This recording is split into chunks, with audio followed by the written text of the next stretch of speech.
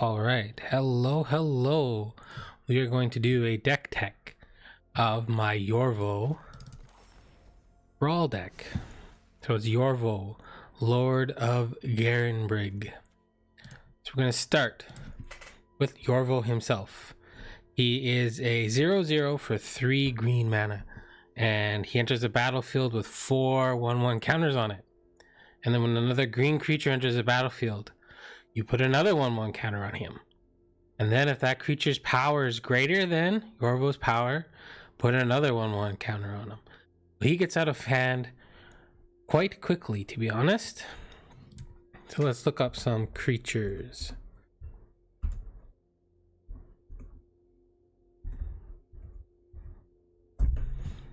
So the creatures that are in the deck, we have the Gilded Goose. So when it enters, it creates a food token, and you can pay 2 to create another food token, or you can tap it, sacrifice a food token to generate a mana. So we're getting into lots of ramp. I like Gnarled Colony over, there's a 3 mana enchantment that gives things trample, because this deck is fairly good at doing the 1/1 counter thing, and it's also a creature to trigger Yorvo, and it gives your creatures trample. Then we have the Illusion Caryatid, which gives you 1 mana of any color when you tap it, or if you have a creature with power 4 or greater, Yorvo, it taps for 2 mana. Lotus Cobra, landfall, enters the battlefield, you gain another mana. This Nessian Horn Beetle gets out of hand really quick. If you go turn 2 Nessian Horn Beetle, turn 3 Yorvo, you're attacking with a 3/3. Scavenging Ooze for those pesky graveyard decks. You can play a green mana to exile a card from its graveyard. Then the Tangled Florahedron. It can be a land if you need a land, or it can be a 1 mana 1 or 2 mana 1/1 that taps for a green mana. There again, some more ramp. Then we have the Land War Visionary. It's 3 mana. It draws you a card, 2/2, taps for a green. This card gets out of hand very quickly. I usually hold on to it until you can play it, then play your 6th land. But effectively, if you play it and then play another land before you have 6, you get a 1/1 insect. And after that, after you have 6 lands in the battlefield, when you play a land, you get another Shoot Swarm. And it gets out of hand quickly if people can't deal with it. Garruk's Harbinger. Hexproof from black, so those pesky black removal spells can't hit it. It deals combat to either a player or a planeswalker. You look at that many cards, so if it hits with 4, then you can look at 4 cards. You can reveal any creature or a Garruk planeswalker. We only have 1 Garruk planeswalker in the deck, but you get to draw that card, so normally you're going to be drawing a creature, and you put the rest on the bottom of your library. Thrashing Brontodon, pay 1, sacrifice it, destroy an artifact or enchantment. It's got a pretty good power and toughness.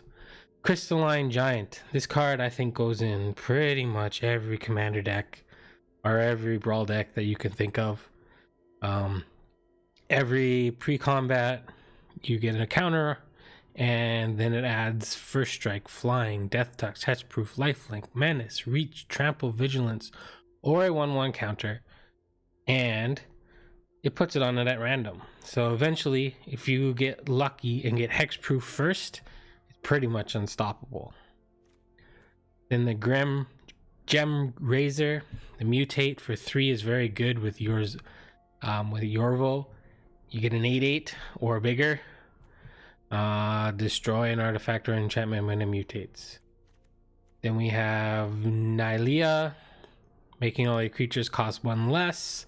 She's an enchantment, but a creature when your devotion is 5 or greater. So if you have 5 green mana symbols, makes your creatures cost 1 generic mana less, and you can reveal the top card of your library.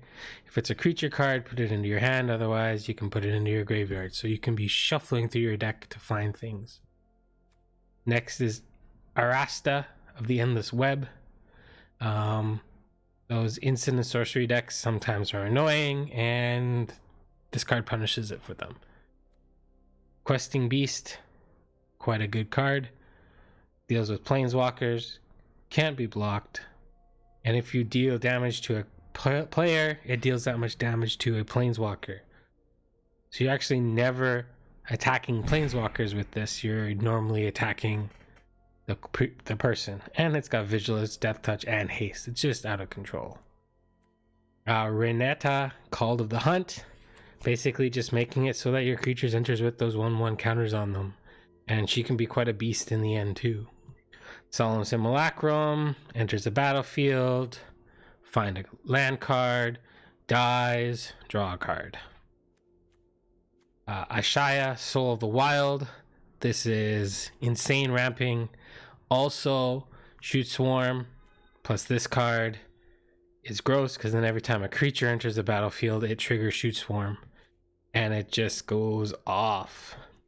Elder Gargaloth, life gain if you need it, draw a card if you need it, another creature if you need it, Vigilance, Reach, Trample, like it does everything. Kolga, destroying enchantments. We don't really have any humans, so the second aspect of it doesn't really do much. But when you attack, you get to destroy an artifact or enchantment, and when it enters the battlefield, it fights something. And the last creature in the deck is our Beanstalk Giant. Effectively, 3 mana, search for a basic land, put it into play untapped. So if you play this on turn 4, you could play it plus a 2-drop. Kind of cool. And then for 7 mana, you get a star where power and toughness are equal to the lands you control. And it works quite well with this Ashaya creature as well. Because when all the creatures are lands, this guy's power goes up. And then we're going to do the non-creature spells. So Heroic Intervention. Black, blue, white, red, they all have things that destroy stuff. And giving you permanents, hexproof and indestructible, it's like the green counter spell in some ways. And this card does everything. Inscription of Abundance. If you can kick it, gaining the counters, the life, and the fighting of a creature at instant speed. The instant speed is super important here. Nothing beats it. It's pretty cool. Once Upon a Time, this card lets you start with a 1-land hand, or you can pick up any kind of creature you need. It just, the utility is unreal. Rabid Bite, just another fight effect. Ram Through, another fight effect, but this time the damage goes through if you have Trample. Balared or Ged Recovery, it's a land, but it's also returning something from the graveyard. So if you are stuck on lands early, you could play it as a land, but if you draw it late, you can redraw your card. Cultivate, a simple, basic ramp spell. Look for 2 lands, one in your hand, one on the battlefield. Colony Ambush, here again, these lands are insane. You either play it early if you need a land, or if you play it late, you can fight something at instant speed. The instant speed is incredible. The fight effects that are instant speed in these kind of decks where you have big creatures is great.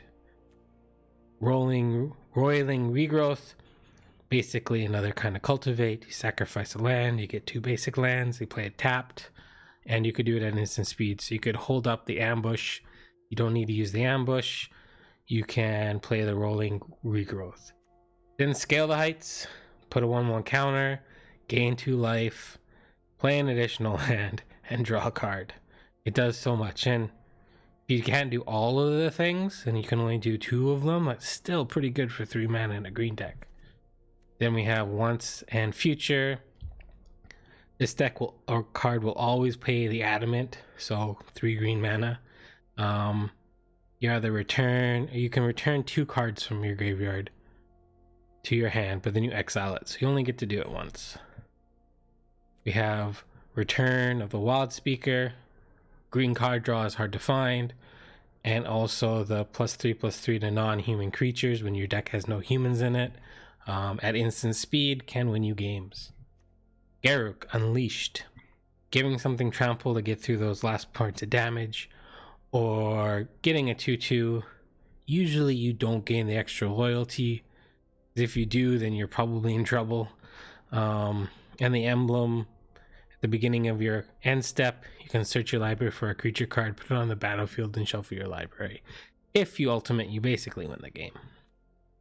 Then we have Kolthi's Design, 6 mana. It's a little expensive. It's a recent addition to the deck. We don't know if it's going to last, but giving your creatures +X/+X until the end of turn where X is your devotion to green. When you're mainly playing green cards, or only playing green cards, and there's a decent amount of devotion.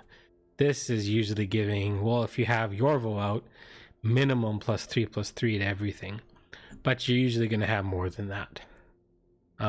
Turn Timber Symbiosis. Here again, if you need a land, untapped, you can pay 3. Or you can pay the hefty price of 7 to put a card into play, or a creature into play, and if it's a converted mana cost 3 or less, which there are quite a few of in the deck, you get to put some counters on it. We have Ugin. Ugin is basically, does it resolve? Yes, okay, I win. Kind of card, and I think it's insane, and I don't include it in every single one of my decks, but I think this deck has enough ramp in it that Ugin is just worth playing. It's just that good. And then the last card in the deck, other than the lands, is the Great Henge. It costs X less, where X is the greatest power. So you play Yorvo, costs 4 less. You can play it in a couple of turns. Or you can play it the next turn if Yorvo doesn't die and you have a land drop. And it taps to add 2 mana, you gain 2 life. When a creature enters the battlefield, you put a 1/1 counter on it and you draw a card. Magic cards have come a long way in the last, I don't know, few years since I've been playing, and it's insane, to be honest. 19 Forests and Castle Garenbrig. Pay 4 mana to get 6 mana to cast creature spells. Doesn't come up that often, but it does. You might be thinking 19 lands, 20 lands is a little short, but we also have 1, 2, 3, 4. So we're really playing like 24 lands in the deck when you include the basics plus the creature and spell lands. So that's the deck. Up next after this, there will be a video with some battles with Yorvo. If you have any suggestions for the deck, please let me know in the comments. I'm more than willing to look at them, read them, adapt things. I love this game. Magic is a big part of my life, and Brawl is probably my favorite format right now that I can play where I'm at and my circumstances. So please maybe hit that like and subscribe button if you like the video. And until next time, have a wonderful morning, afternoon, evening, or night. And I hope that you enjoy the upcoming Yorvo battles. Have a wonderful time. Thank you.